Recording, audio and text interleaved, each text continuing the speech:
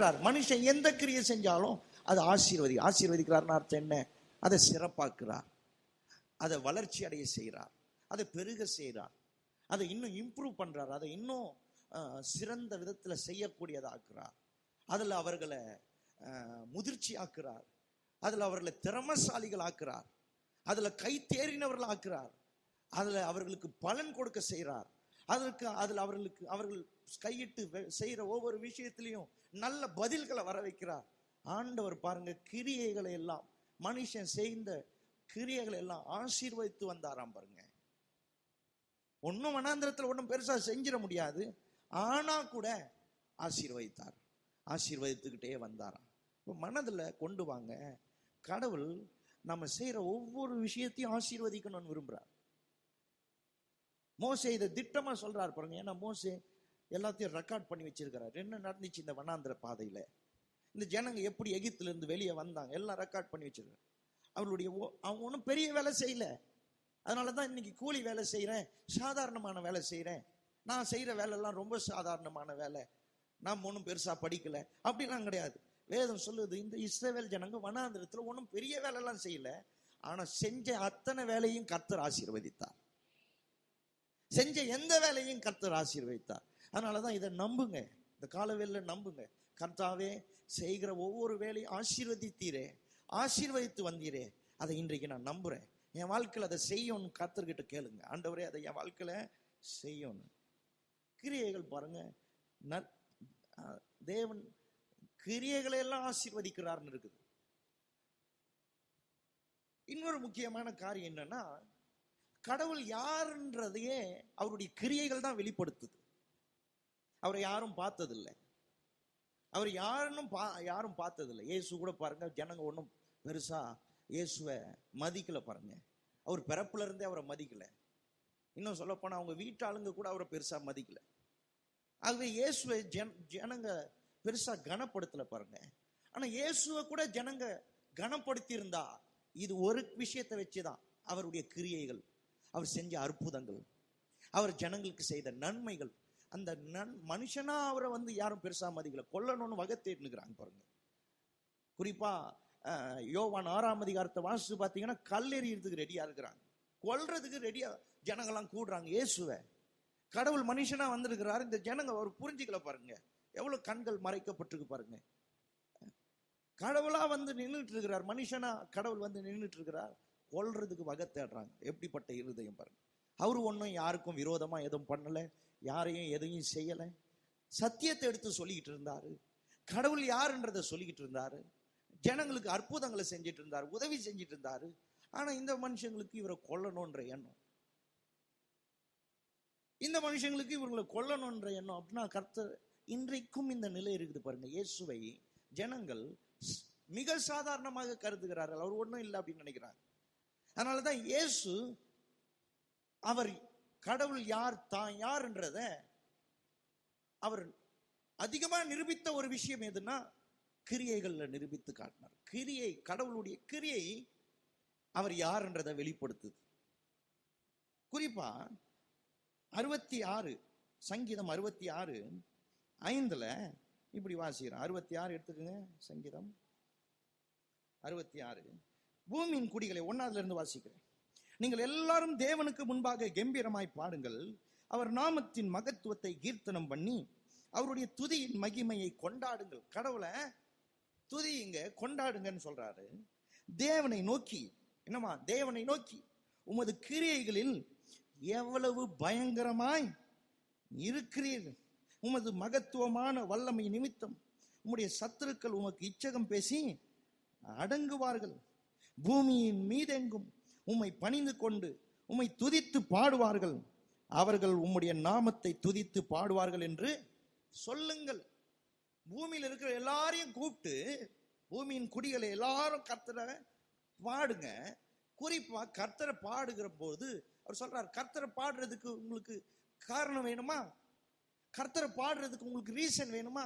கண்டிப்பா ஒரு காரணம் இருந்தாதான் ஒருத்தரை பத்தி பாடுவோம். அதான் சொல்றாரு, கர்த்தரை பாடுறதுக்கு உங்களுக்கு காரணம் வேணுமா, அவருடைய கிரியைகள் எவ்வளவு பயங்கரமானவைகள் என்பதை நினைச்சு பாருங்க.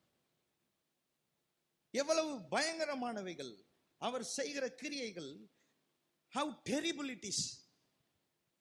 அப்படிப்பட்ட வார்த்தை பயன்படுத்தப்பட்டு பயங்கரமானவைகள். அதுல ஒரு காரியத்தை சொல்றேன் பாருங்க, 5வது வசனம் பாருங்க, 66:5. தேவனுடைய செய்கைகளை வந்து பாருங்க. துதிக்கணுமா? கடவுளை துதிக்கணுமா? கடவுளை புகழணுமா? கடவுளை மகிமைப்படுத்தணுமா?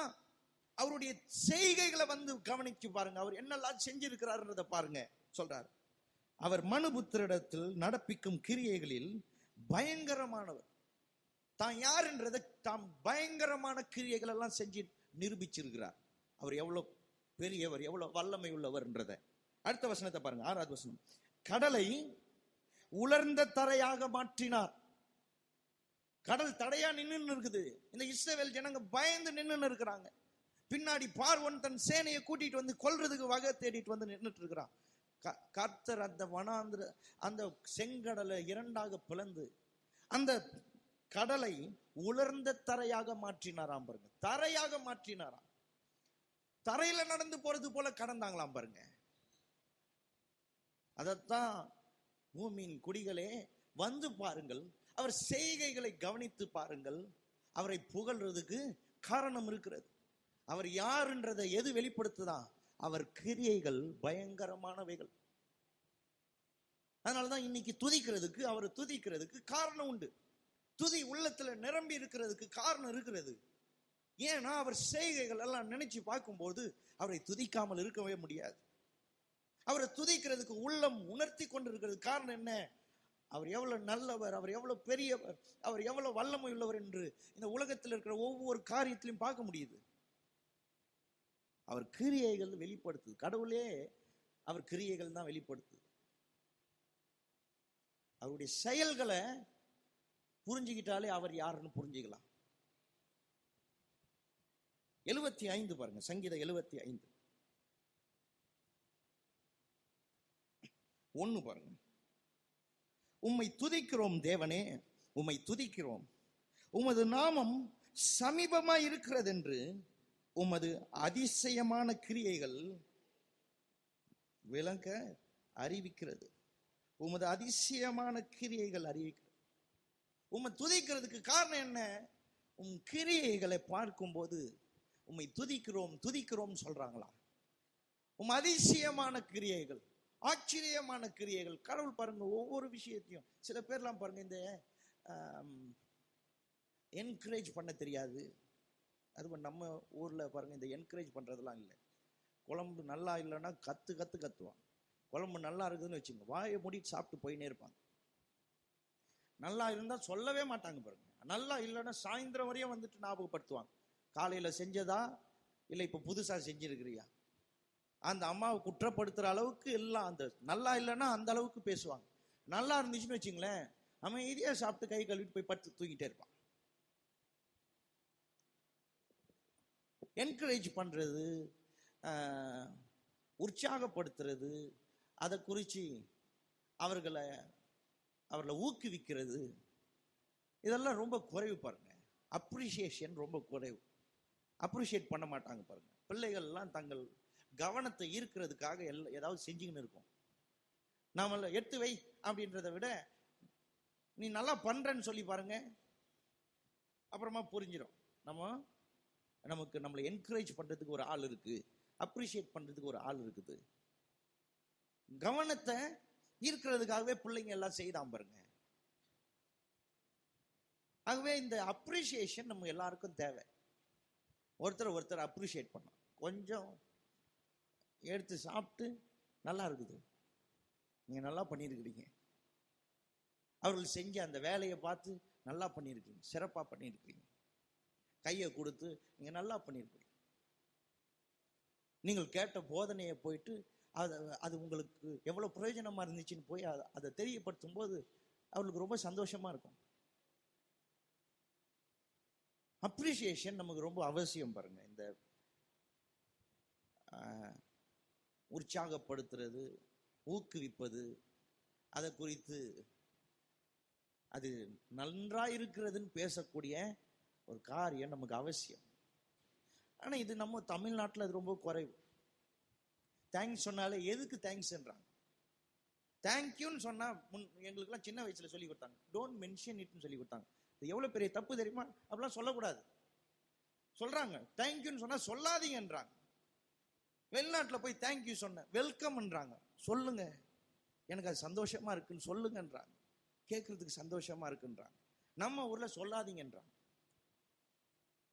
சிலர்லாம் தேங்க்யூ சொன்னா என்ன சொல்றாங்க, நமக்கு எதுக்கு தேங்க்ஸ், அப்ப என்ன வேற மாதிரி பாக்குறீங்களான்றாங்க. தேங்க்ஸ் சொன்னா வேற மாதிரி பாக்குறீங்களான்றாங்க. யோ, தேங்க்ஸ் நல்ல வார்த்தை. தமிழ்நாட்டில் இருக்கிற ஜனங்க எல்லாம் தப்பு தப்பாவே புரிஞ்சு வச்சிருக்கு பாருங்க சில விஷயத்தை. தேங்க்ஸ் சொன்னா எங்களை என்ன வேற மாதிரி, எங்களுக்கெல்லாம் தேங்க்ஸ் சொல்லி எங்களை பிரிக்க பாக்குறீங்களா, இப்படிலாம் சொல்றது. தேங்க்ஸ்ன்றது நீ செஞ்சதுக்கு நன்றி சொல்றது.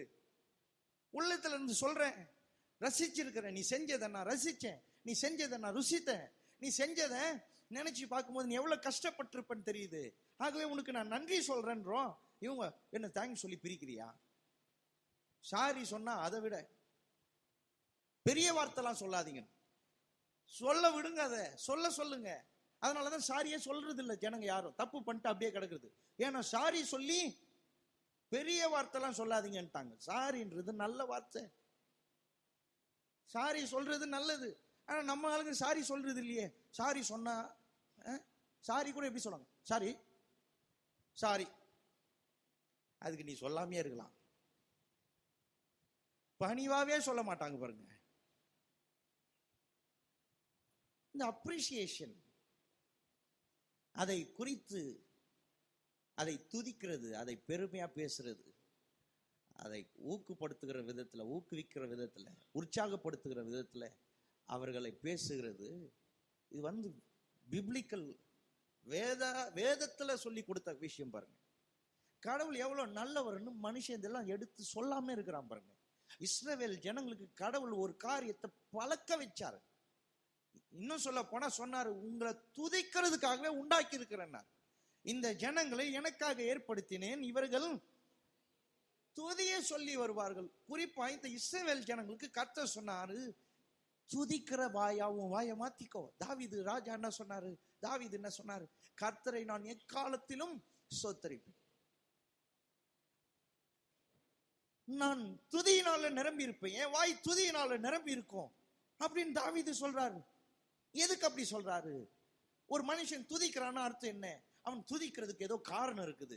அதுதான் அவன் தியானிச்சிருக்கிறான், எண்ணி பார்த்திருக்கிறான். அதைத்தான் இந்த 76வது வசனத்துல வாசிக்கிறோம். 75:1 வாசிக்கிறோம். உம்மை துதிக்கிறோம் தேவனே, உம்மை துதிக்கிறோம், உமது நாமம் சமீபமா இருக்கிறது என்று உமது அதிசயமான கிரியைகள் அறிவிக்கிறது. உம்மை துதிக்கிறோம் தேவனே, உம்மை துதிக்கிறோம். உம்மை துதிக்கிறதுக்கு காரணம் இருக்கிறது ஆண்டவரே. உம்மை துதிக்கிறோம், உம்மை துதிக்கிறோம். ஏன் ரிப்பீட்டா சொல்றாருன்னா, அவர் துதியினால நிரப்பப்பட்டிருக்கிறார். காரணம், அவருடைய கிரியைகள் எல்லாம் கவனித்து பார்த்திருக்கிறார். ஒவ்வொரு நேரமும் நம்மால துதிக்க முடியும். ஒவ்வொரு நேரமும் ஆண்டவர் யாருன்னு சொல்லி நம்ம புகழ்ந்து கொண்டே இருக்க முடியும். பாருங்க, தாவீது சொல்லுவது நிஜம்.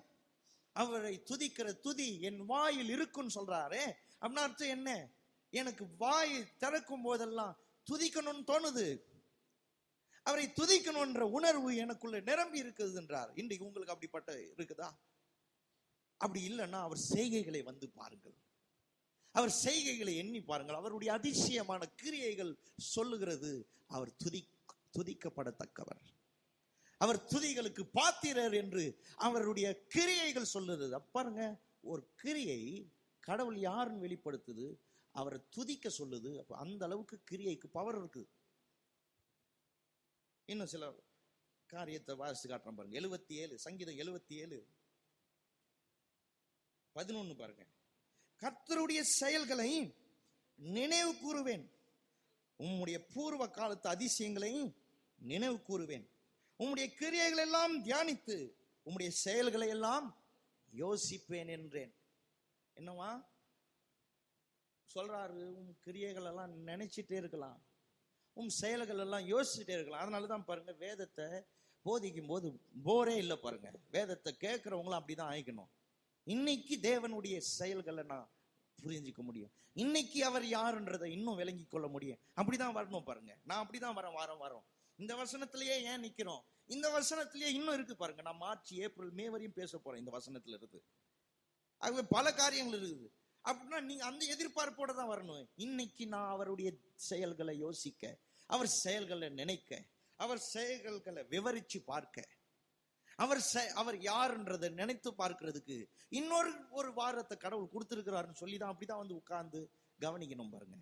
இது இந்த மனுஷன் சொல்றாரு, இதையெல்லாம் நான் விவரிப்பேன், நினைவு கூறுவேன்.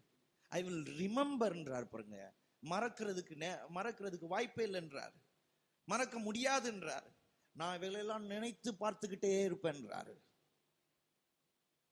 நினைத்து பார்த்துட்டே இருக்க முடியுமா பாருங்க. இயேசு யார், தேவன் யார், அவர் நமக்காக என்ன செய்திருக்கிறார், இதெல்லாம் நினைச்சு பார்த்துக்கிட்டே இருக்கலாம் பாருங்க. அந்த மாதிரி காரியம்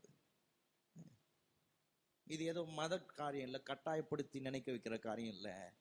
ஒரு மனுஷன் அவருடைய அன்பையும் அவருடைய கிரியைகளையும் பார்க்கும்போது உண்மையிலே மறக்க முடியாது.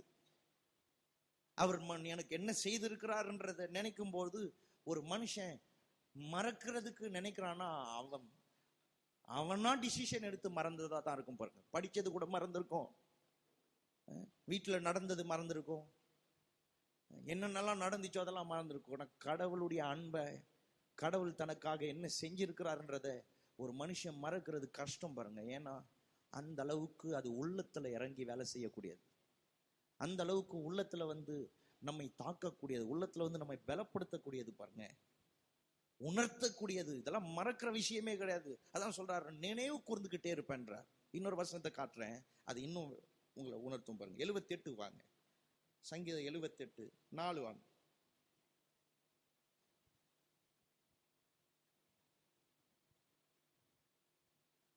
என் வாயை 2வது வசனத்துல இருந்து வாசிக்கிறேன். என் வாயை உவமைகளால் திறப்பேன், பூர்வ காலத்து மறைப்பொருள்களை வெளிப்படுத்துவேன். அவைகளை நாங்கள் கேள்விப்பட்டு அறிந்தோம், எங்கள் பிதாக்கள் அவைகள் எங்களுக்கு தெரிவித்தார்கள். என்னவா, அப்பா அம்மா சொல்லி வச்சுட்டு போயிருக்கிறாங்க பிள்ளைங்களுக்கெல்லாம். 4, பின்வரும் சந்ததியான பிள்ளைகளுக்கு நாங்கள் அவைகளை மறைக்காமல். என்னவா, எங்க அப்பா அம்மா எனக்கு சொன்னாங்க, பின்வரும் சந்ததிக்கு நாங்கள் அவைகளை மறைக்காமல் கர்த்தரின் துதிகளையும் அவருடைய பலத்தையும் அவர் செய்த அவருடைய அதிசயங்களையும் விவரிப்போம். இப்படிதான் நீங்க வாழணும், இப்படிதான் நாம வாழணும். எந்த அளவுக்கு நம்ம பிள்ளைகளுக்கு சொல்லி தரணும்னா, நம்ம பிள்ளை, எனக்கு பிள்ளை பிறந்தா அதுக்கு நான் இதை சொல்லித்தான் இது மறு வேலை பார்ப்பன்ற அளவுக்கு நீங்க சொல்லணும். கடவுள் யாருன்றது நீங்க உட்கார்ந்து விவரிக்கிறீர்களா? வீட்டுல கடவுள் யாருன்றதை பேசுறீர்களா? கடவுள் யாருன்றதை உங்க பிள்ளைகளுக்கு சொல்லுகிறீர்களா? அவர் உங்களுக்கு செய்ததெல்லாம் எடுத்து சொல்ல முடியுதா? அவர் உங்களுக்கு செய்த நன்மைகள் எல்லாம் எடுத்து பிள்ளைகள் காது கேட்க அவர் எவ்வளவு நல்லவர்ன்றதை அவர்கள் இருதயத்துல பதியக்கூடிய விதத்துல சொல்ல முடியுதா?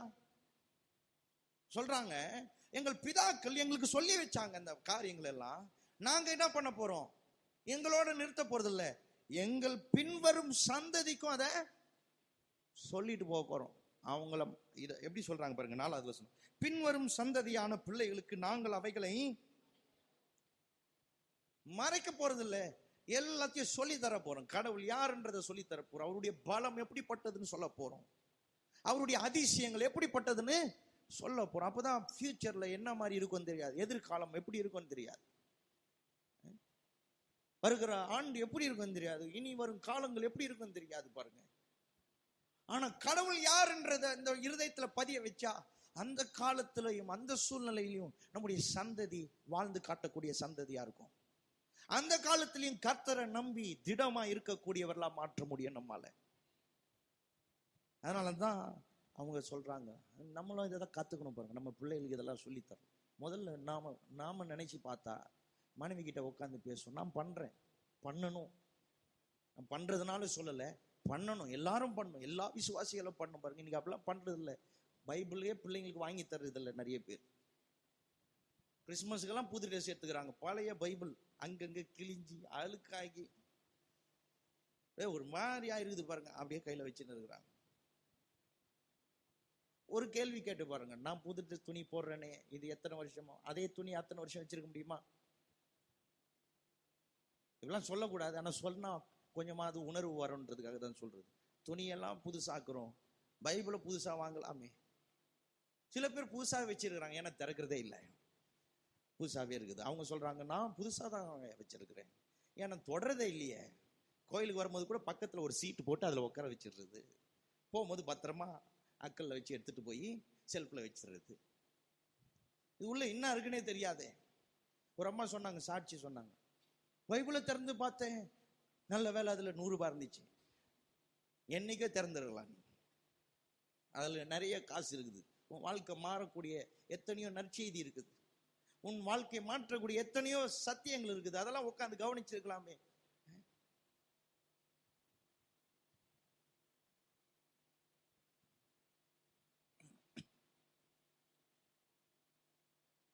பிள்ளைங்களுக்கு நீங்க சொல்லணும்னா முதல்ல நீங்க அதை விளங்கிக்கணும். மனைவி கூட இதெல்லாம் பேச பழகிக்கணும். இதெல்லாம் உட்காந்து மனைவியும் கணவனும் உட்காந்து பேசணும். உங்க அப்பா என்ன பண்ணிட்டாரு, உங்க அம்மா என்ன பண்ணிட்டாங்க, நீ என்ன கிழிச்சிட்டா, நீ என்ன பண்ணிட்ட, இப்படிதான் பேசின்னு இருக்கிறாங்க. இவங்க என்ன சொல்றாங்க, நாங்க பேசினாலே சண்டை வருது. நீ இதெல்லாம் எடுத்து பேசினா கண்டிப்பா சண்டை தான் வரும். கடவுள் யாருன்றதை உட்காந்து பேசிப்பார். நம்மளை எப்படி அவர் ரட்சித்திருக்கிறார் யோசிப்பார். எவ்வளவு பாவ சேற்றுல கிடந்தோம், கடவுள் எடுத்து நம்மை கழுவி அவருடைய பிள்ளையாக்கி இருக்கிறார். இதெல்லாம் நினைச்சு பார்த்தீங்கன்னா நீங்க உங்கள் உள்ளம் அதையெல்லாம் உணர்ந்து நிரம்பி இருக்கும்போது யாருக்காவது சொல்லணும்னு தோணும். அன்னைக்கெல்லாம் சுவிசேஷம் சொல்றதுக்கெல்லாம் பார்த்தீங்கன்னா ஜனங்க அந்த மாதிரி புறப்பட்டு போனாங்க. காரணம் என்னன்னா, இதெல்லாம் நினைச்சு பார்த்தாங்க. தாங்கள் எந்த நிலைமையிலிருந்து தூக்கி எடுக்கப்பட்டிருக்கிறோன்றதை நினைச்சு பார்த்தாங்க. நினைச்சு பார்க்கும்போது அவளுக்கு சொல்றதுக்கு அவளுக்கு சூழ்நிலைகள் இல்லைனாலும் போய் சொன்னாங்க. இன்னைக்கு ஜனங்க ஏன் சொல்றது இல்லைன்னா, இந்த அதான் சொன்ன பாருங்க, இந்த அப்ரிசியேஷன், குறிப்பா இந்த தமிழ் மக்களுக்கு இந்த அப்ரிசியேஷனே கிடையாது.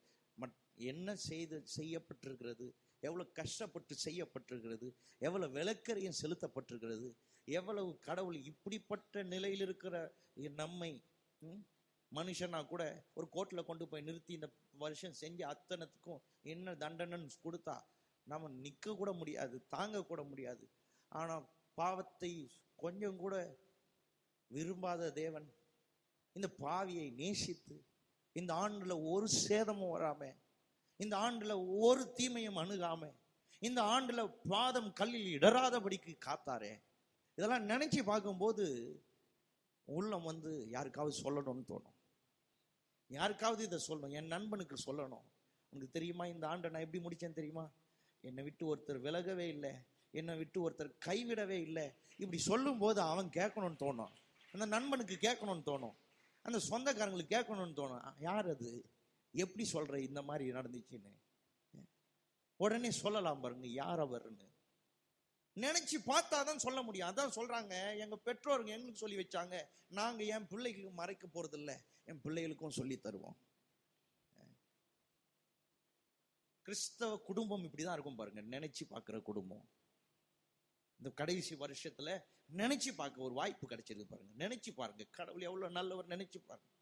அதை நினைச்சு பார்த்தீங்கன்னா புது வருஷத்துல நிறைய பேருக்கு சொல்வீங்க பாருங்க, ஒரு நல்ல தேவன் இருக்கிறாருன்னு போய் நீங்க எல்லாருக்கும் சொல்ல ஆரம்பிப்பீங்க பாருங்க.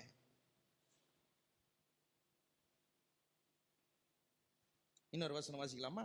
86:8 பாருங்க. 86:8 சங்கீதம் 86:8. ஆண்டவரே, தேவர்களுக்குள்ளே உமக்கு நிகரும் இல்லை, உம்முடைய கிரியைகளுக்கு ஒப்பில்லை. யாருமே கிடையாது ஆண்டவரே. எதை வச்சு? உம் கிரியைகள் அதை வித்தியாசப்படுத்தி காட்டு. நீர் யாருன்றத, குறிப்பா ஆதாம் ஏவாள் இன்னொரு தெய்வத்துக்கு கீழே இருந்து இந்த பழத்தை, அந்த மரத்துல இருந்து அந்த கனி எடுத்து சாப்பிட்டுருந்தாங்கன்னா இன்னொரு தெய்வம் என்ன பண்ணியிருக்கோம், அதே மரத்துல அடிச்சு கொண்டு புதைச்சிருக்கோம், அதே மரத்துக்கு அடியில. நம்முடைய ஆண்டவர் நமக்காக சிலுவை மரத்து வரைக்கும் போனார். ஏன் தெரியுமா? அவர் செய்கைகள்ல ஒப்பவே கிடையாது பாருங்க, யாருமே இவருக்கு நிகர் இல்லை பாருங்க. எந்த மரத்தினால மனுஷன் வாழ்க்கை இழந்தானோ அதே மரத்தில் அவர் தொங்கி அவர் நமக்கு மீட்பை பெற்று கொடுத்தார். கொல்லும் அழிக்கும், கண்ணுக்கு கண் பல்லுக்கு பல், இதை செஞ்சா அழிப்பார், இப்படிதான் உலகத்தின் தெய்வங்களை குறித்து வாசிக்கிறோம். ஆனால் இந்த தேவனை குறித்து சொல்லவா? இந்த தேவனை குறித்து கேள்விப்பட்டிருக்கிறீர்களா? வேதம் சொல்லுது, நீ என்னிடத்திற்கு வா, உன்னை மன்னிக்க தயப்பெருத்து இருக்கிறேன். என்கிட்ட எல்லா தயவும் இருக்குது உன்னை மன்னிக்கிறதுக்கு. கம் அண்ட் டு மீ, என்னிடத்துல வா, நான் உனக்கு இளைப்பாறுதல் தரேன். மனுஷனுக்கு சொல்றார், நீ பாவம் செஞ்சு தப்பு பண்ணதுனால தான் பாரத்தை சுமந்துன்னு இருக்கிற, சுமந்து சேர்த்து தொலைன்னு சொல்லாம கர்த்தர் சொல்றாரு, இல்ல இல்ல வா, உன் வருத்தத்தை நான் மாத்திரம் வா, உன் பாரத்தை நான் மாத்திரம் வா, உனக்கு நான் இளைப்பாறுதலை தரேன் வா. கர்த்தர் கூப்பிடுறாரு பாருங்க. இன்னைக்கும் கர்த்தர் கூப்பிட்டு தான் இருக்கிறார். ஹலோ, இருக்கிறீங்களா?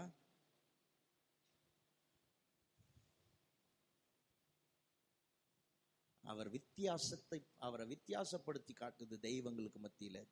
தெய்வம் என்று சொல்லப்படுகிற காரியங்களுக்கு மத்தியில அவரை வித்தியாசப்படுத்தி காட்டுது. எதனால? அவர் கிரியைகள் அவர் வித்தியாசமா இருக்கிறார். ஒப்பிடவே முடியாது. அவருடைய அன்பின் கிரியைகளை ஒப்பிடவே முடியாது பாருங்க. அந்த மாதிரி கிரியைகள் வாசித்தோம்ல, அதை தான் இதெல்லாம் எடுத்து காட்டிட்டு இருக்கேன். கிரியைக்கு அவ்வளவு பவர் இருக்குது. கடவுளுடைய கிரியைக்கு இவ்வளவு பவர் அதே சாயல்ல நம்ம உண்டாக்கி இருக்கிறார். அதனால தான் வேதம் சொல்லுது, உங்ககிட்ட கிரியை அவசியம், நற்கிரியை அவசியம். ஏன்? நான் உன்னை யாருன்னு அது வெளிப்படுத்துது. உன்னை மற்றவர்களுக்கு முன்னாடி வித்தியாசப்படுத்தி காட்டுது. உன்னை ஜனங்க நினைக்க வைக்கக்கூடிய அளவுக்கு கிரியை இருக்குது.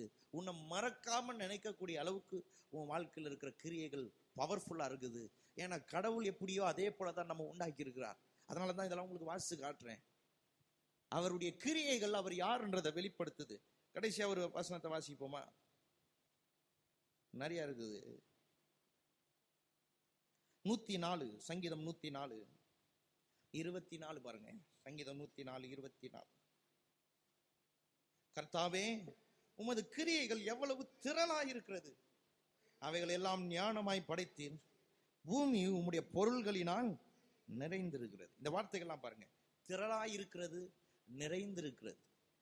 கடவுளுடைய கிரியைகள் எப்படிப்பட்டதா? இட் இஸ் பிளென்டி, நிரம்பி இருக்கிறது, திரளாய் இருக்கிறது, நிறைவாய் இருக்கிறது. கிரியைகள் எல்லாம், ஆண்டவருடைய கிரியைகள் எல்லாம் இந்த உலகம் முழுதும் நிரம்பி இருக்குது பாருங்க. நாம் எல்லாம் அவருடைய கரத்தின் கிரியைகள். இந்த உலகத்தில் இருக்கிற ஒவ்வொரு சிருஷ்டிப்புகளையும் பாருங்க, எல்லாம் அவருடைய கிரியைகளால நிரம்பி இருக்குது பாருங்க. வானமும் பூமியும் அவருடைய படைப்புகளால, அவருடைய கிரியைகளால, அவருடைய ஞானத்தினால நிரப்பப்பட்டிருக்குது பாருங்க. உலகத்துல ஒவ்வொரு விஷயத்தையும், நம்முடைய சரீரத்தின் அமைப்புகளையே பாருங்க, நம்முடைய சரீரத்தில் உள்ள நடக்கிற வேலைகள் எல்லாம் பாருங்க. ஒவ்வொரு விஷயமும் ஆச்சரியப்படக்கூடிய விதத்துல கடவுள் வச்சிருக்கிறார். அவ்வளவு அற்புதமான விதத்துல கடவுள் உள்ள வச்சிருக்கிறார் பாருங்க. இதெல்லாம் நம்ம வெளியில ஒரு தோற்றமா இருக்கிறோம், உள்ள அவ்வளவு ஏங்கின்னு இருக்குது. உள்ள ஒண்ணு காற்று கொடுத்துக்கிட்டு இருக்குது, உள்ள சர்க்குலேஷன் நடந்துன்னு இருக்குது, உள்ள ஒண்ணு பீட் பண்ணின்னு இருக்குது, ஒண்ணு ஓடிக்கிட்டு இருக்குது, உள்ள ஒண்ணு மறைமுகமா வேலை செஞ்சுன்னு இருக்குது. உள்ள பாருங்க, அந்த அளவுக்கு கடவுள் அற்புதமா படைச்சிருக்க. நம்மையே நினைச்சு பார்க்கும்போது எவ்வளவு அவருடைய ஞானம் உள்ள நிரம்பி இருக்குது பாருங்க. அவருடைய ஞானம், அவருடைய வல்லமை எவ்வளவு உள்ளத்துல மனுஷனுடைய வாழ்க்கையில காணப்படுது பாருங்க. எவ்வளவு அற்புதமான தேவன். கிரியைகள் எவ்வளவு வித்தியாசப்படுத்தி காட்டுது தேவனே.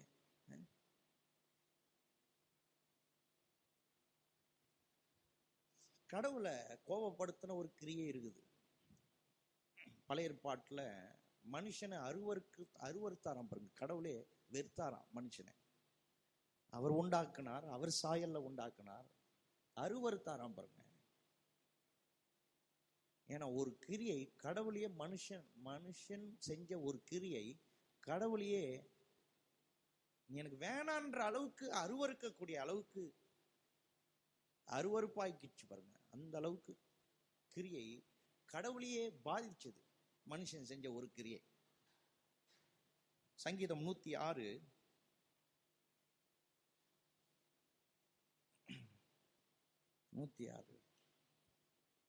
இன்னைக்கு கூட அதை குறிச்சு வெசனப்படுறாரு ஆண்டவர். என்ன எப்படி இருக்காங்க ஜனங்க. சங்கீதம் 106:35 பாருங்க. ஜாதிகளுடனே கலந்து அவர்கள் கிரியைகளை கற்று, ஜாதிகள்னா தேசங்கள், தேசங்களுடன் கலந்து அவர்கள் கிரியைகளை கற்று அவர்களுடைய விக்கிரகங்களை சேவித்தார்கள், அவைகள் அவர்களுக்கு கண்ணியாயிற்று. அவைகள் அவர்களுக்கு கண்ணியாயிற்று. கடவுள் இல்லை, கடவுள் அவங்களுக்கு எதிரா இல்லை, அவர்களுக்கு அவைகள் கண்ணியாயிற்று. அவர்கள் தங்கள் குமாரரையும் தங்கள் குமாரத்திகளையும் பிசாசுக்கு பலியிட்டார்கள். என்ன பண்ணுச்சு மற்ற தேசங்கள்? என்ன பண்ணாங்க? தங்கள் பிள்ளைகளை எல்லாம் அதுக்கு பலியிட்டாங்க. இன்னைக்கு கூட பாருங்க, தங்கள் பிள்ளைகளை கொல்லாம கொண்டுன்னு இருக்கிறாங்க அந்த காரியத்தெல்லாம் செய்ய சொல்லிக்கிட்டு. உலகத்துல எல்லாம் நடக்குது. இதெல்லாம் விவரமா பேச முடியாது, இதெல்லாம் விவரமா பேச தேவையில்லை. சிலர்லாம் பேசுறாங்க, அதெல்லாம் தப்பு. அது வேதத்துல சொல்லி இருக்கிறதுனால சில நேரத்தில் சொல்ல வேண்டியதா இருக்குது.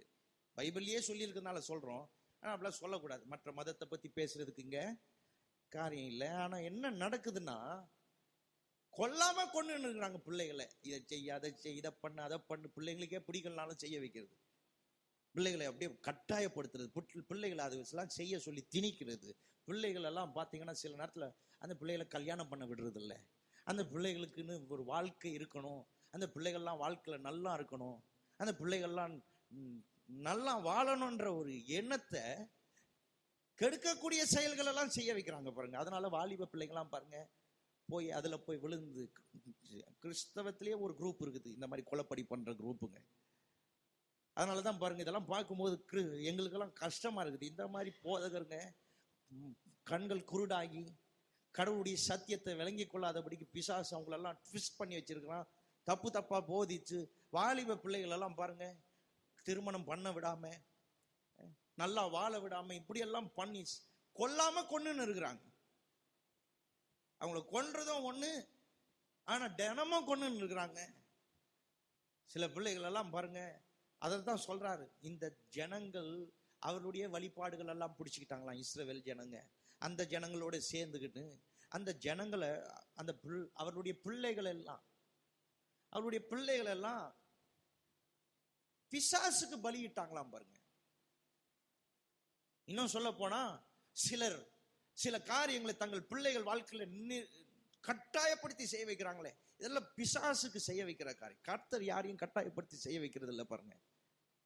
இங்கெல்லாம் நம்ம பிள்ளைங்கெல்லாம் நிறைய உட்கார்ந்து இருக்குது. இங்கெல்லாம் பிள்ளைங்கெல்லாம் நிறைய பிள்ளைங்க, வாலிப பிள்ளைங்களாம் உட்கார்ந்து இருக்குது பாருங்க. ஏன் உட்கார்ந்து இருக்குது? கடவுள் யாருன்றத புரிஞ்சுக்கிச்சு. கடவுள் யாருன்றது அந்த பிள்ளைங்களுக்கு விளங்கிடுச்சு. அதனாலதான் இங்கெல்லாம் வந்து உட்கார்ந்து இதெல்லாம் கேட்குதுங்க. ஒரு காலம் இருந்துச்சு, அடிச்சு உதைச்சி சாப்பாடு கிடையாதுன்னு. இப்பெல்லாம் அப்படி கிடையாது, பிள்ளைங்களுக்கு விளங்குது. ஒரு சின்ன பிள்ளை சொல்லுது, எனக்கு ஏசப்பானா ரொம்ப பிடிக்கும். சின்ன பிள்ளை சொல்லுது பாருங்க, 2வது தான் படிக்குது. அந்த பிள்ளைக்குள்ள இந்த மாதிரி ஒரு எண்ணம், கடவுளை எனக்கு பிடிக்கும். இங்க அதுதான் இப்படிதான் வந்து உட்கார்ந்து இருக்கிறோம் பாருங்க. அவர் யாருன்றத புரிஞ்சுக்கிட்டு வந்து உட்கார்ந்து இருக்கிறோம். மத ஸ்தலம் கிடையாது பாருங்க. அதனாலதான் மத உணர்வை ஏற்படுத்துற எந்த ஒரு காரியமும் இங்க இல்லை. இங்க இருக்கிற எல்லாருக்குள்ளேயும் அது வரணும் பாருங்க. பிள்ளைகள் கட்டாயப்படுத்தி எதையோ திணிச்சு ஏதாவது செஞ்சீங்கன்னா அது பிசாசுக்கு செய்யற விஷயம். கர்த்தருக்கு அப்படி செய்யற காரியம் கிடையாது பாருங்க. கர்த்தருக்கு மனமும் வந்து செய்யறோம், கர்த்தருக்கு உள்ளத்துல இருந்து செய்யறோம், உற்சாகமா செய்யறோம். அப்படிப்பட்ட ஒரு விஷயம்தான். அதனாலதான் பிள்ளைங்கள்லாம் இங்க வந்திருக்கிறாங்க, காலையில கிளம்பி வந்திருக்கிறாங்க. இதுக்காக 5 மணிக்கு எழுந்து கிளம்பி குளிச்சு ஃப்ரெஷ் ஆகி வந்திருக்கிறாங்க. ஏன் இப்படி வரோம்?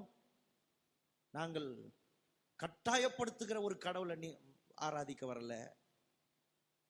எங்களுக்கு சுதந்திரத்தை கொடுக்கிற, எங்களை நேசிக்கிற, எங்களை ஆசீர்வதிக்கிற, எங்களை எல்லாரை விட அன்பு கூறுகிற ஒரு கடவுளை நாங்க தேடி வந்திருக்கிறோம். அதனாலதான் இதை சொல்லி தரணும் பாருங்க பிள்ளைங்களுக்கு. இங்க இருக்கிற ஒவ்வொரு சிறு பிள்ளைகளுக்கும் சொல்றேன், கர்த்தர் உங்களை நேசிக்கிறார். உங்க தாய் தகப்பன், உங்க நண்பர்கள், உங்களுடைய உறவினர்களை விட கடவுள் உங்களை நேசிக்கிறார். எனக்கு அப்பா இல்லை, எனக்கு அம்மா இல்லை, எனக்கு யாரும் இல்லைன்னு நினைச்சீங்கன்னா நான் சொல்றேன், உனக்கு அவர் தகப்பனா இருக்கிறார், உனக்கு அவர் தெய்வமா இருக்கிறார். உன்னை திக்கற்றவனா விட மாட்டார். உனக்கு அனாதன்ற பேர் இல்லை. ஏன்னா நான் உன்னை விட்டு விலகுவதும் இல்லை, உன்னை கைவிடுவதும் இல்லைன்னு சொல்லி இருக்கிறார். அருமையான ஒரு இடம் பாருங்க இது. ஆனா வேதம் சொல்லுது, இந்த இஸ்ரவேல் ஜனங்கள் அவர்களுடைய கிரியைகளை கற்றுக்கொண்டு, என்ன கிரியை? அவர்கள் வணங்குகிறது போல வணங்கி, அந்த தெய்வங்களுக்கு செய்யறத போல செஞ்சு என்னெல்லாம் பண்ணியிருக்கிறாங்க பாருங்க. 107 106 37 பாருங்க. அவர்கள் தங்கள் குமாரர்களையும் குமாரத்திகளையும் பிசாசுக்கு வெளியிட்டார். இங்க நாங்கெல்லாம் அன்புள்ள தெய்வத்துக்கு முன்ன நிற்கிறோம். அதனால்தான் நாங்க உடம்ப வருத்துறது இல்லை, போட்டு என்ன நடக்குதுன்னே தெரியாம கட்டாயப்படுத்தி என்னென்னவோ செய்ய வைக்கிறது இல்லை. வரோம், இங்க என்ன நடக்குதுன்னு பாருங்க. சில பிள்ளைங்கெல்லாம் போயிட்டு இன்னொரு இடத்துல கூப்பிடுறாங்க. எங்க சர்ச்சில் அப்படி கிடையாது, வாங்கன்னு கூப்பிடுறாங்க. எங்க சர்ச்சில் இப்படிலாம் கிடையாது, இங்க வந்து பாருன்றாங்க. இயேசு கூட சொன்னார், ஐயரே எங்கே தங்கி இருக்கிறீன்னு கேட்டா உடனே இயேசு சொன்னார், வந்து பாருங்கள். அந்த மாதிரி நீங்களாம் அல்லேலியா கூட்டமா, நீங்களாம் கத்திக்கிட்டு கூப்பாடு போட்டுக்கிட்டு இந்த மாதிரிலாம் பண்ணுவீங்களா அப்படின்னு கேட்டா நம்ம பிள்ளைங்க சொல்றாங்க, வந்து பாருங்கள். இங்க ஒரு வாட்டி வந்து பாரு, உனக்கு எல்லாம் தெரியும். இங்க என்னவோ அர்த்தமில்லாத விஷயம் எல்லாம் கிடையாது. இங்க எல்லாத்துக்கும் விளக்கம் இருக்குது. ஏன் செய்யறோம், எதுக்கு செய்யறோம். பலியிட்டார், சாக அடிச்சாங்க பாருங்க பிள்ளைகளை. இங்க பிள்ளைகளை சாகடிக்கிறது இல்லை. எப்படி பிள்ளை வாழ முடியும்? கடவுள் எப்படி இருதயத்துல விருப்பங்கள் எல்லாம் வைக்கிறாரு தெரியுமா? பிள்ளைங்களுக்குள்ள கனவுகள் எல்லாம் வைக்கிறாரு. வேதம் சொல்லுது, உங்கள் குமாரர்கள் தரிசனங்களை காண்பார்கள் இருக்குது. பரிசுத்த ஆவியானவரால் நிரப்பப்படுகிறார்கள், தரிசனங்களால நிரப்பப்படுகிறார்கள், லட்சியங்கள் கனவுகளால நிரப்பப்படுகிறார்கள். இன்னைக்கு எத்தனையோ கிறிஸ்தவ வாலிப பிள்ளைங்க சாதிச்சுன்னு இருக்கிறாங்க பாருங்க. காரணம் என்ன? இன்னைக்கெல்லாம் பாத்தீங்கன்னா நிறைய இளம் ஊழியர்கள் தான் கிளம்பி இருக்கிறாங்க. யங் பிரீச்சர்ஸ், வாலிப பிள்ளைகள் இன்னைக்கு எழும்பி பிரகாசிக்கிறாங்க. அன்னைக்கெல்லாம் வயதானவங்க தான். இன்னைக்கெல்லாம் பாத்தீங்கன்னா நிறைய வாலிப பிள்ளைகள் எழும்பி இருக்கிறார்கள் கடவுளுக்காக ஊழியத்தை செய்ய, அவர் நாமத்தை உலகமெங்கும் கொண்டு போறதுக்கு. என்ன ஆச்சு, என்ன நடந்துச்சு? உலகத்தான போல இல்லை இது. உலகத்தில் இருக்கிற விதம் எப்படின்னா, பிசாசுக்கு தங்கள் பிள்ளைகளை பலியிடுகிற காரியம். நாங்கள் பிள்ளைகளை பலியிடல, பிள்ளைகளை ஆசீர்வதிக்கிற தேவனிடத்துல கொண்டு வந்திருக்கிறோம். அதனாலதான் பேர் பிரதிஷ்டை பண்றோம். பிள்ளைய ஆண்டவரே இதை உமக்கு ஒப்பு கொடுக்கிறோம். பிள்ளைகளை கடவுள், நான் என் பிள்ளை பிறக்கும் போது நான் இப்படிதான் ஜெபம் பண்ண பாருங்க. என் பிள்ளைய கையில வச்சுக்கிட்டு, இஸ்ரவேலை காக்கிறவர் தூங்குவதும் இல்லை உறங்குவதும் இல்லைன்னு சொன்னீரே, இந்த பிள்ளைய நீர் காத்தரலும். ஏன்னா எல்லா நேரமும் நம்ம பார்க்க முடியாது, எல்லா நேரமும் நம்ம காக்க முடியாது, எல்லா நேரமும் நம்ம கூட இருந்து பார்த்து பார்த்து பத்திரம்னு சொல்லின்னு இருக்க முடியாது. ஆனா நான் கூட சில நேரத்தில் ஆயிருந்து தூங்க முடியும். ஆனா கர்த்தர் சொல்றாரு, காக்கிற நான் தூங்குவதும் இல்லை உறங்குவதும் இல்லை. எந்த தைரியத்துல உங்க பிள்ளைகளை வெளியில அனுப்புறோம்? எந்த தைரியத்துல நம்ம பிள்ளைகளை படிக்க அனுப்புறோம்? எந்த தைரியத்துல பிள்ளைகளை வேலைக்கு அனுப்புறோம்? நான் இருக்கிறன்றதுனால இல்ல, என் தேவன் காக்கிறவர் தூங்குவதும் இல்லை உறங்குவதும் இல்லை, போக்கையும் வரத்தையும் என்றென்றைக்கும் காக்கிறார். ஹல்லேலூயா.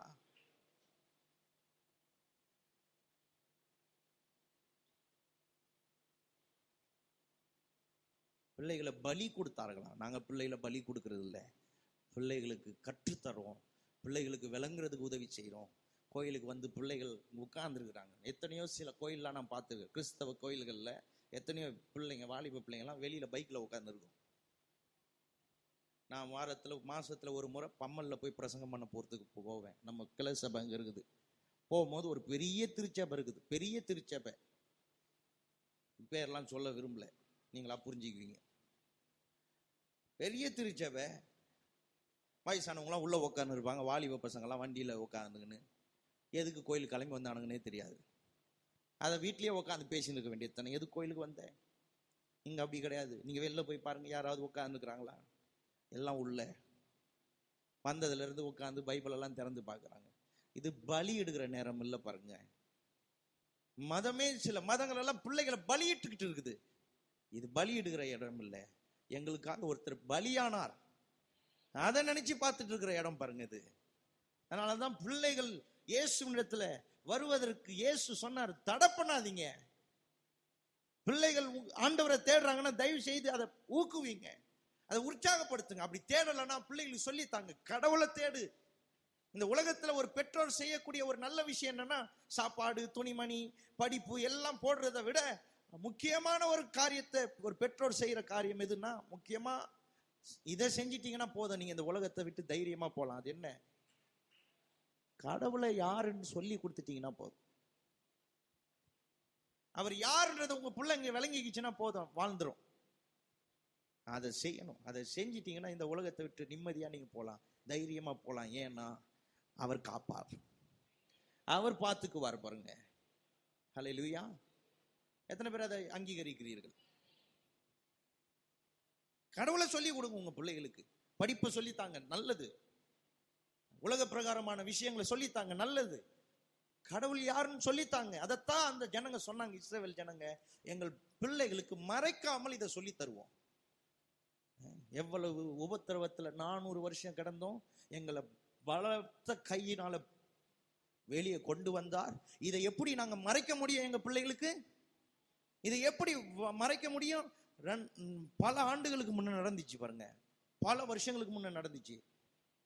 இன்னும் இதை நினைக்கும் போது, இந்த இஸ்ரவேல் ஜனங்களுக்கு கர்த்தர் செய்யறதை நினைக்கும் போது ஆச்சரியப்பட வேண்டியதா இருக்குது பாருங்க. ஆச்சரியப்படுகிறேன் பாருங்க. ஏன்னா அவருடைய பலத்த கை. உங்கள் வாழ்க்கையில ஏதாவது பிசாசு கரத்தை வச்சு உங்களை அடிமைப்படுத்தி வச்சிருக்கிறானா? நீங்கள் விரும்பினாலும் அதை விட்டு வெளியில வர முடியலையா? கடன் என்ற அடிமைத்தனம், வியாதி என்ற அடிமைத்தனம், சில அடிக்ஷன், சில பிரச்சனைகள் உங்களை அடிமைப்படுத்தி வச்சிருக்கிறதா?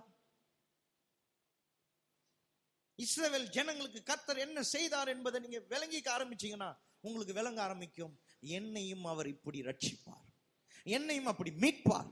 அன்றைக்கு இருந்த தேவன் இருக்கிறவராகவே இருக்கிறார். அன்றைக்கு மாறாத தேவன் இன்றைக்கும் மாறாதவராகவே இருக்கிறார். அன்றைக்கு அவர்களுக்கு உதவி கரத்தை நீட்டினவர் இன்றைக்கு எனக்கு உதவி கரத்தை நீட்டுவார். பிள்ளைகளை சாக கொடுக்கிற இடம் இல்லை இது. அதனாலதான் கிறிஸ்தவத்தை புரிஞ்சுக்கோங்க. பிள்ளைகளை கட்டாயப்படுத்தி திணிக்கிற இடம் இல்லை.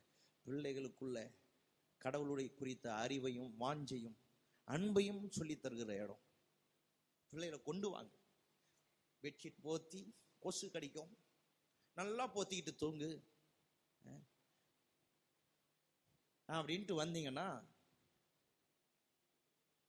கஷ்டம்தான். நிறைய பேர் ஞாயிற்றுக்கிழமை ரெஸ்ட் டே நினைக்கிறாங்க. நான்லாம் திங்கக்கிழமை தான் ரெஸ்ட் எடுக்கிறேன். ஞாயிற்றுக்கிழமை ரெஸ்ட் டே எல்லாம் கிடையாது. அவர் சமூகத்துல வந்து ரெஸ்ட் எடுக்கிறது. தப்பா புரிஞ்சுக்க போறீங்க. அதான் வந்து இங்க தூங்குறேன்றாங்க சிலர். அவர் சமூகத்துல வந்து அவரிடத்துல இருக்கிற அந்த நிம்மதியையும் அவரிடத்துல இருக்கிற பதிலையும் பெற்றுக்கொண்டு இந்த புது வாரத்துல புது ஆண்டுக்காக காத்துட்டு இருக்கிறேன். அவர் சமூகம் எனக்கு பதிலாக இருக்கிறது. அவர் சமூகத்துல. அதனால்தான் பாருங்க, சில நேரத்துல எல்லாம் சொன்னா புரியாது. சில நேரத்துல சிலருக்குலாம் சொல்லி ஆறுதல் படுத்த முடியாது. ஆனா ஒரு சமூகத்துல வந்து உட்கார்ந்தா போதும் பாருங்க, எங்க போச்சுன்னே தெரியாது. அதனாலதான் மார்த்தால மரியாளை பார்த்து கர்த்தர் ஒரு காரியத்தை சொன்னார். மார்த்தாலே மரியாளை பாரு, மரியாளுக்கு ஒன்றும் கஷ்டம் இல்லைலாம் கிடையாது. உன் தங்கச்சி தான், உன் அக்கா தான். ஆனா அவளுக்கு கஷ்டம் இல்லைலாம் நினைக்காத, அவளுக்கும் கஷ்டம் இருக்கு. ஆனா அவ இன்னொரு நல்ல பங்கை சூஸ் பண்ணிக்கிட்டா. தன் வாழ்க்கையில ஒரு பெஸ்டான விஷயத்தை சூஸ் பண்ணிக்கிட்டா. அது என்னன்னா, அவர் சமூகம் போதுமானதா இருக்குது. அவர் சமூகம் போதுமானது, இளைப்பாறுதல். அவர் சமூகத்திலே பதில் இருக்குது. மார்த்தாளி, அநேக விஷயத்தை கவலைப்படுகிறாயா? என் சமூகம் உனக்கு பதிலா இருக்குது. நிறைய பிரச்சனைக்கு தேவையானது ஒன்றே. நிறைய பிரச்சனையா எனக்கு இயேசு சொன்னார், அத்தனை பிரச்சனைக்கும் தேவையானது ஒன்றே, அத்தனை நெருக்கத்துக்கும் தேவையானது ஒன்றே. மரியாள் தேவ சமூகத்தை பிடிச்சுக்கிட்டா. நீங்க அதான் வாழ்க்கையில எங்க போனாலும் எந்த சூழ்நிலையில இருந்தாலும் கடவுளுடைய சமூகத்துக்கு போயிடுங்க. கோயிலுக்கு போறதை சொல்ல சில பேர் தப்பா புரிஞ்சு வச்சுக்கிறாங்க. கோயிலுக்கு போயிட்டு கூட சில பேர் வீட்டுல போய் பிரச்சனை தான். கோயிலுக்கு போறது சொல்ல, அவர் சமூகத்தை இயேசு கிட்ட வாங்க. இந்த ஆலயம் இயேசுவின் இடத்துல உங்களை கொண்டு சேர்க்கிறதுக்கு தான். இயேசுவின் இடத்துல இயேசு யாருன்றத சொல்றதுக்கு தான்.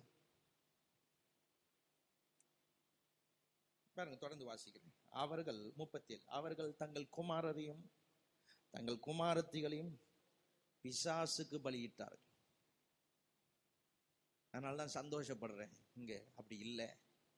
இங்க ஏதோ கட்டாயப்படுத்தி பிள்ளைகளுக்குள்ள திணிக்கிறது இல்லை. நாங்கள் பலியிடலை.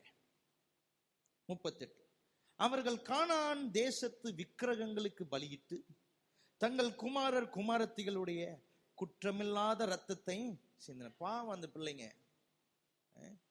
அந்த பிள்ளைங்கள சில மத விஷயங்கள் எல்லாம் திணிச்சு, சில காரியங்கள் எல்லாம் திணிச்சு, ஆசையெல்லாம் கெடுத்து. அதனாலதான் கர்த்தர் பாத்தீங்கன்னா ஆசையெல்லாம் உண்டாக்குறார். இருதயத்தின் விருப்பத்தை நிறைவேற்றுவார்னு இருக்குது பாருங்க. எதிர்பார்த்த கல்யாண வாழ்க்கையை கடவுள் தரார், எதிர்பார்த்த வேலையை தரார். சில நேரத்துல வேதம் என்ன சொல்லுது தெரியுமா? நீ நினைப்பதற்கும் வேண்டிக் கொள்வதற்கும் அதிகமாக செய்வார்னு சொல்லி இருக்குது. பிள்ளைகளை சாகடிக்கிறது இல்லை, பிள்ளைகளுடைய ஆசையை கெடுக்கிறது இல்லை. பாருங்க, இந்த பெற்றோருங்க பாருங்க, புத்தி இல்லாம தங்கள் பிள்ளைகளை பலியிட்டாங்களாம். அந்த பிள்ளைங்களுடைய குற்றமில்லாத ரத்தத்தை சிந்தி நின்றாங்களா? பாவம், சின்ன பிள்ளைங்க. கடவுள் பாருங்க அந்த பிள்ளைகளுடைய ஆசையெல்லாம் நிறைவேற்றார். இங்க யாராவது சிறு பிள்ளைகள் பெரிய ஆள் ஆகணும், பெரியவர்கள் ஆகணும், வாழ்க்கையில முன்னேறணும், சாதிக்கணும்ன்ற கனவு ஆசை இருக்கா உங்களுக்கு? கர்த்தரை நம்புங்க. கர்த்தர் சொல்றாரு, நான் உனக்கு நிறைவேற்றுவேன், உன் இருதயத்தின் விருப்பத்தை நான் அருள் செய்வேன்றார். அருமையான தேவன் பாருங்க. பாருங்க 106:39. அவர்கள் தங்கள் கிரியைகளினால் அசுத்தமாகி, கிரியைகள் என்ன ஆயிடுச்சு? என்ன ஆக்கிச்சு அவங்கள? அசுத்தம். இந்த கிரியை தான் அவங்கள அசிங்கமாக்கிச்சு, அசுத்தமாக்கிச்சு. வேதம் சொல்லுது, இந்த கிரியைகள் அவர்களை அசுத்தமாக்கிச்சு. நிறைய செஞ்சாங்க இந்த ஜனங்க. ஆனா இந்த கிரியை, இந்த விக்கிரக ஆராதனை, தேவனை விட்டு விட்டு மற்ற தெய்வங்களுக்கு வழிபட்டது, மற்ற தெய்வங்களிடத்துல தங்கள் பிள்ளைகளை கொண்டு போய் பலியிட்டது, இதெல்லாம் கடவுள் பார்த்து சொன்னார் பாருங்க, இது அசுத்தம். தங்கள் செய்கைகளினாலே சோரம் போனார்கள். பாருங்க, கிரியை செய்கை எல்லாம் இங்கே வந்துடுச்சு பாருங்க. செய்கைகளினாலே சோரம் போனார்கள்.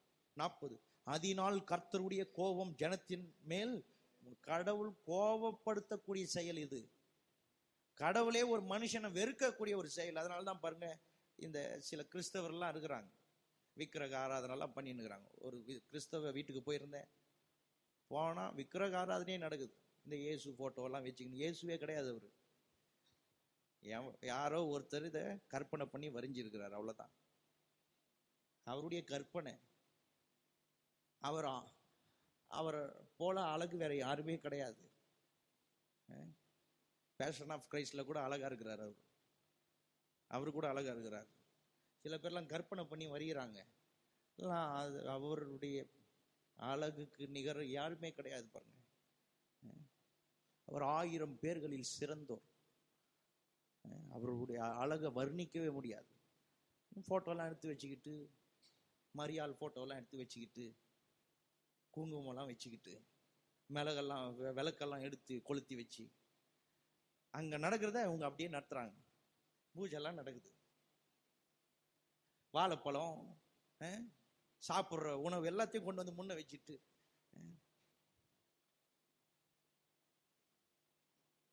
சிலைகள்லாம் வச்சு மரியாளுக்கு புடவை மாற்றி விட்டுக்கின்னு அவங்களா தானே பண்ணின்னுக்குறாங்க. மரியாளுக்கு புடவை மாற்றி விட்டுக்கிட்டு, இயேசுக்கு கால் சட்டையும் போட்டு விட்டுக்கிட்டு, மரியாள் இடுப்புல தூக்கி வச்சுக்கிட்டு, இன்னுமா குழந்தையா இருக்கிறாரு அவரு. இயேசுவை எவ்வளவு அவமானப்படுத்த முடியுமா பண்ணின்னுக்குறாங்க பாருங்க இவங்க. அவர் எவ்வளவு பெரியவர், மற்ற தெய்வங்களோடு அவரை ஒப்பிட முடியுமா? மற்ற தெய்வங்களை முன் அவரை நிறுத்த முடியுமா? அவருக்கு நிகராக முடியுமா? அவர் எவ்வளவு பெரியவர் அவர். ஹல்லேலூயா. அவ்வளவு உயர்ந்த தேவனை சில கிறிஸ்தவங்க இருக்கிறாங்க, இன்னும் மட்டுப்படுத்திட்டு இருக்கிறாங்க அவருடைய செய்கைகள்னால. கடவுளை கோபப்படுத்தக்கூடிய செயல் பாருங்க. வேதம் சொல்லுது 106:40. அதனால் கர்த்தருடைய கோபம் ஜனத்தின் மேல் மூண்டது, அவர் தமது சுதந்திரத்தை கடவுளே அருவருத்தாராம் பாருங்க. இந்த ஜனங்களை போய் மீட்டு கொண்டு வந்தோம், அந்த மாதிரிலாம் நினைக்க வச்சிச்சு. அந்த மாதிரி ஜனங்க நடந்துச்சு பாருங்க. இதுக்கா இவங்களை மீட்டு கொண்டு வந்தார்? இவங்களை கொண்டு வந்தது இதுக்கா? இந்த ஜனங்களை அருவருக்கக்கூடிய விதத்துல நடந்துட்டாங்க. ஏன்னா நிறைய செஞ்சாங்க, முறுமுறுத்தாங்க, அவிசுவாசமா பேசினாங்க, மோசேவை எதிர்த்து நின்னாங்க, என்னென்னவோ பண்ணாங்க. ஆனா என்னைக்கு இந்த விக்கிரக ஆராதனை செய்தார்களோ அன்றைக்கு 3000 பேர் செத்தாங்க. இந்த கிரியை மாத்திரம் கடவுளுடைய கோபத்தை அப்படியே வெளிப்படுத்துது பாருங்க. இது என்னன்னா தேவனையே கோபப்படுத்தக்கூடிய செயல். அதனாலதான் கிரியை என்று வேதத்துல வாசிக்கும் போது முதல்ல நான் உங்களுக்கு வாசித்து காட்டினேன். செய்து வந்த கிரியைகள் எல்லாவற்றையும் ஆசீர்வதித்தார், ஒண்ணு விடாம ஆசீர்வதித்து வந்தார்னு இருக்குது. ஆனா இந்த கிரியை அந்த ஜனங்க செஞ்ச போது கர்த்தருக்கு கோபம் வந்துச்சு. கடவுளுக்கே கோபம் வருது. தேவனை குறிச்சு சொல்ற விஷயம் என்ன? இன்னைக்கு நான் நிறைய பேசணும்னு வந்தேன். 1 2 3 4 ஃபர்ஸ்ட் பேஜே இன்னும் முடியல. வாரம் பார்ப்போம். இன்னைக்கு நியூ இயர் ஷாப்பிங் ஏதாவது போகலாம். நீங்க சீக்கிரமா முடிச்சிடலாம். திரும்பவும் சுடிதார் தைக்கணும், புடவை டக் அடிக்கணும், வேற என்னென்ன பண்ணுமோ பண்ணிக்கலாம். சரி, இன்னைக்கும் சீக்கிரமா விடலாம். சில பேருக்கு சந்தோஷம், பரவாயில்லையே. ஒரு முறை எனக்கு ரொம்ப உடம்பு சரியில்லை பாருங்க, பிரசங்கம் பண்ணணும். நான் தான் சரியான கேர், கொண்டு போய் ஹாஸ்பிட்டல் அட்மிட் பண்ணி ட்ரிப்ஸ்லாம் ஏற்றுனாங்க. ஞாயிற்றுக்கிழமை 1/4 மணி நேரம் தான் பிரசங்கம் பண்ணேன். மிஞ்சி போனா 20 நிமிஷம் பிரசங்கம் பண்ணியிருப்பேன். அன்னைக்கு வந்தவங்களாம் கொடுத்து வச்சவங்க பாருங்க, 20 நிமிஷத்துல பிரசங்கம் பண்ணி முடிச்சேன் பாருங்க. ஏழை காலுக்கெல்லாம் முடிச்சாச்சு. சரி,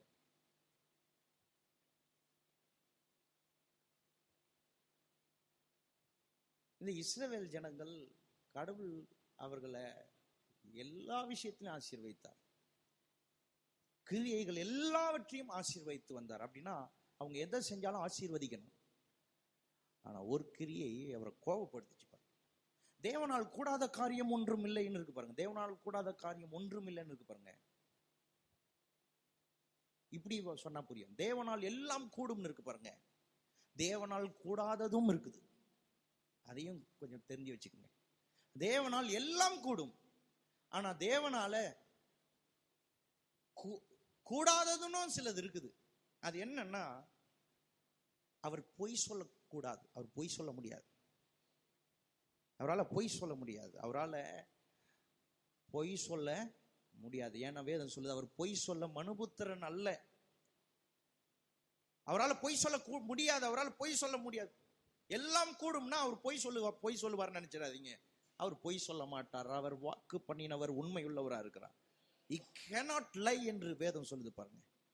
ஆகவே ஆண்டவரால் எல்லாம் கூடும், ஆனா கூடாததும் இருக்குது. என்ன கூடாது? அவரால் என்ன பண்ண முடியாது? பொய் சொல்ல முடியாது. இரண்டாவது, அவர் அன்பாகவே இருக்கிறவர் பாருங்க. He is always lovely. அன்பாகவே இருக்கிறவர். His love, அவர் அன்பின் வடிவமா, உருவமா அவர் அன்பாகவே இருக்கிறார். இந்த அன்பெல்லாம் அங்கிருந்து திருடினது தான். derives from his love. அங்கிருந்து எடுத்துக்கிட்டது, அங்கிருந்து மொண்டுக்கிட்டது தான் அவனுடைய அன்பு. இது இந்த உலகம் இன்னைக்கு பரிமாறின்னு இருக்குதே, இதெல்லாம் அங்கிருந்து காப்பி அடிச்சுக்கிட்டது தான். அவர் அவ்வளவு மனுஷனை நேசிக்கிறார், அன்பாகவே இருக்கிறார். ஆனா கோபப்பட்டார்னு இருக்குது. உடனே நிறைய பேர் நாங்க அப்ப கோபப்பட்டார்னு இருக்குதுல்ல, அவர் அருவருத்தார்னு இருக்குதுல்ல. அதைத்தான் சொல்றேன். எப்படி அவரால் எல்லாம் செய்ய முடியும்னு சொல்லிட்டு பொய் சொல்ல முடியாதுன்னு சொல்லி இருக்குதோ, அதே போல அவர் அன்பாக இருக்க முடியும். ஆனா அவர் கோபப்பட்டே ஆகணும். ஏன் கோபப்பட்டு ஆகலன்னா அவர் நீதி உள்ள தேவன் இல்லை, அவர் பரிசுத்தம் உள்ள தேவன் இல்லை. அவர் கோபப்பட்டே ஆகணும். இந்த இடத்துல அவரு குழந்தைகளை பலியிட்டு இருக்கிறாங்க, அதை பார்த்துக்கிட்டு சும்மா இருப்பார் அவரு? தாம் பிள்ளைகளை சாக கொடுத்துட்டு இந்த ஜனங்க கண் எதிரில் தங்க பிள்ளைகளை பலி செலுத்திட்டு உட்கார்ந்து இருக்குது, அதை பார்த்துட்டு சும்மா இருப்பாரா? அதுக்கா பிள்ளைகளை கொடுத்தாரு? இந்த இடத்துல அவர் கோபப்பட்டதுக்கு காரணம் என்னன்னா, அந்த பிள்ளைகள் மேல அவர் வச்சிருந்த அன்பு. இருக்கிறீங்களா? அந்த அன்பு நிமித்தம் தான் இந்த கோபமே, வேற எதுவும் கிடையாது. இந்த ஜனங்க வணங்கினாங்க, போய் எப்படியோ போட்டோன்னு மற்ற தேசங்களோட இந்த ஜனங்களையும் விட்டு இருக்கலாம். ஏன் இந்த ஜனங்கள் செய்த போது கோபம் அவருக்கு பற்றி இருந்தது? மற்ற ஜனங்கள்லாம் அப்படியே எப்படியோ விட்டார், எப்படியோ போன்னு. ஏன் இந்த ஜனங்கள் செஞ்ச உடனே கோபம் அவருக்கு? நான் அன்புள்ளவரை, உன் பிள்ளைகளை நான் நேசிக்கிறேன், நீ நேசிக்கிறே இல்லையோ, உன் பிள்ளைய நான் நேசிக்கிறேன். உன் பிள்ளைய நீ சாகடிக்கிறதுக்கு நான் உனக்கு கொடுக்கல, உன் பிள்ளைய வாழ்றதுக்காகத்தான் இந்த உலகத்துல நான் கொடுத்தேன். உன் பிள்ளைய சித்திரவாதம் பண்றதுக்கு நான் கொடுக்கல, உன் பிள்ளைய நான் இந்த உலகத்துல அனுபவிக்கிறதுக்காக கொடுத்திருக்கிறேன். அதனால தான் அந்த பிள்ளைகள் மேல இருந்த அன்பு தான் இந்த ஜனங்களை கர்த்தர் கோபப்பட வச்சது பாருங்க. அதனால தான் வேதத்தை நல்லா விளங்கிக்கணும் பாருங்க. கடவுள் கோபப்பட்டார்ன்ட்டு உட்காந்துங்கன்னு அந்த வசனத்தை மட்டும் அண்டர்லைன் பண்ணி வச்சுட்டு அவர் கோபப்பட்டார், அவர் அருவருப்பார்லாம் கிடையாது. ஏன் அருவருத்தார், ஏன் கோபப்பட்டார்? இந்த பிள்ளைங்க இந்த பெற்றோர்கள் சாகடிச்ச பிள்ளைகள் மேல அவ்வளவு அன்பு அவருக்கு. அதனால்தான் இன்னைக்கு உங்க பிள்ளைகளை அவர் நேசிக்கிறார். உங்க பிள்ளைகள் நல்லா இருக்கணும்னு விரும்புறார். உங்க பிள்ளைகள் வாழணும்னு விரும்புறார். உங்க பிள்ளைகளுக்கு இன்னொரு மறு வாழ்வு அவரால் ஏற்படுத்தி தர முடியும். உங்க பிள்ளைகளுக்கு நல்ல வேலையை தர முடியும். உங்க பிள்ளைகள் செய்கிறது எல்லாத்தையும் அவர் ஆசீர்வதிக்க முடியும். ஹல்லேலூயா. நம்ம எல்லாரும் எழும்பி நிற்போம், ஜெபிப்போம். ஹல்லேலூயா. ஸ்தோத்திரம், ஸ்தோத்திரம் கர்த்தாவே. ஒரு அற்புதமான நேரம் பாருங்க இது. பிள்ளைங்க யாராவது கஷ்டத்தில் இருக்காங்களா? கடவுள் சமூகத்தில் உங்களை ஒப்பு கொடுங்க. ஏதாவது பிள்ளைகளுக்கு சொல்ல முடியாத வியாதி இருக்கா? யாருக்காவது பிள்ளை இல்லையா? யாருக்காவது பலவீனத்தில் இருக்கிறீங்களா? உங்க பிள்ளைகளுக்கு படிப்பு இல்லையா? உங்க பிள்ளைகளுக்கு வளர்ச்சி இல்லையா? உங்க பிள்ளைகளுக்கு நீங்கள் எதையும் செய்ய முடியாத அளவுக்கு பொருளாதார பிரச்சனையா? உங்க பிள்ளைகளுக்கு திருமணம் ஆகலையா? உங்க பிள்ளைங்க நல்லா இருக்கணும்னு நீங்க நினைக்கிறீங்க, ஆனா உங்க பிள்ளைகளுக்கு செய்ய முடியல, அதெல்லாம் குறித்து வருத்தப்படுகிறீர்களா? கர்த்தர் சொல்றாரு, உன் பிள்ளைய நீ நேசிக்கிறதை விட நான் நேசிக்கிறேன். உன் பிள்ளைய சாக விடுறது என் விருப்பம் இல்லை. உன் பிள்ளைய சாகடிக்க விட மாட்டேன். உன் பிள்ளை பலியாகிறத நான் பார்க்க விரும்பல. உன் பிள்ளை வாழணும்னு நான் விரும்புறேன்றார் கர்த்தர். ஹல்லேலூயா. உன் பிள்ளை நல்லா இருக்கணும்னு விரும்புறார் கர்த்தர். அதனால தான் அவருக்கு கோபம் வந்துச்சு. அதனால தான் அவர் அந்த பெற்றோர்களை அருவருத்தார். என்ன மாதிரி பெற்றோருங்க நீங்க? இன்னைக்கும் கர்த்தர் உங்க பிள்ளைகளை நேசிக்கிறார். நீங்க காட்டுற அன்பை விட அவர் அதிகமா அவர்கள் மேல அன்பு வச்சிருக்கிறார். கண்களை மூடுவோமா?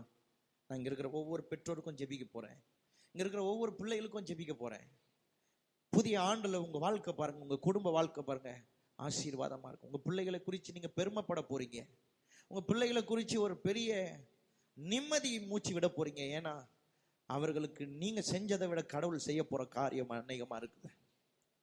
ஹல்லேலூயா. ஸ்தோத்திரம் கர்த்தாவே. நல்ல தெய்வம் இயேசுவின் நாமத்தினாலே சமூகத்திலே நாங்கள் இருக்கிறோம். இந்த அற்புதமான இந்த காலை வேளையில கர்த்தாவே, இங்க வந்திருக்கிற ஒவ்வொருவருக்கும் ஜெபிக்கிறேன். இங்க இருக்கிற ஒவ்வொரு குடும்பங்களுக்காய் ஜெபிக்கிறேன். இங்க இருக்கிற ஒவ்வொரு சிறு பிள்ளைகள், வாலிப பிள்ளைகளுக்காய் ஜெபிக்கிறேன். இந்த பிள்ளைகள் எல்லாம் ஆசீர்வதிக்க வேண்டும் என்று விரும்புகிறீரே. இங்க இருக்கிற ஒவ்வொரு குடும்பங்களும் செய்கிற ஒவ்வொரு கிரியைகளையும் நீர் ஆசீர்வதித்து வர விரும்புகிறீரே. ஸ்தோத்திரம். நீர் எவ்வளவு நல்லவர் கர்த்தாவே. இந்த வசனங்கள் எல்லாம் நீர் எவ்வளவு பெரியவர், எவ்வளவு நல்லவர், நீர் எவ்வளவு உயர்ந்த அன்புள்ளவர் கர்த்தாவே. இதையெல்லாம் எங்களுக்கு சொல்லி தருகிறதே. இதையெல்லாம் யோசித்து பார்க்கிறோம், இதையெல்லாம் தியானித்து பார்க்கிறோம், இதையெல்லாம் மனதில் கொண்டு வந்து உம்மை துதிக்கிறோம் கர்த்தாவே. வருத்தப்படுகிறவர்களை அழைத்து இளைப்பாறுதலை தருகிறீரே. இன்றைக்கு அந்த இளைப்பாறுதல் இங்க இருக்கிற ஒவ்வொருவருக்கும் தாரும். வருத்தங்கள் நீங்கட்டும், உங்கள் துக்கம் சந்தோஷமாய் மாறும் சொன்னீரே. எதை குறித்தெல்லாம் துக்கப்பட்டார்களோ அதை குறித்தெல்லாம் சந்தோஷமாய் மாற்றுவீராக கர்த்தாவே. ஒவ்வொருவரையும் ஆசீர்வதி. உடைய வல்ல நாமத்தை இவர்கள் வாழ்விலே மகிமைப்படுத்திக் கொள்ளும். இயேசுவின் மூலம் ஜெபிக்கிறோம். நம்ம எல்லாரும் சொல்லுவோம். தயவு செய்து உட்காரும். கர்த்தருக்கு காணிக்கை செலுத்துவோம். இருங்க ஒரு நிமிஷம். நம் அறிவிப்பை கேட்ட பிறகு கர்த்தர் காணிக்கை செலுத்துவோம்.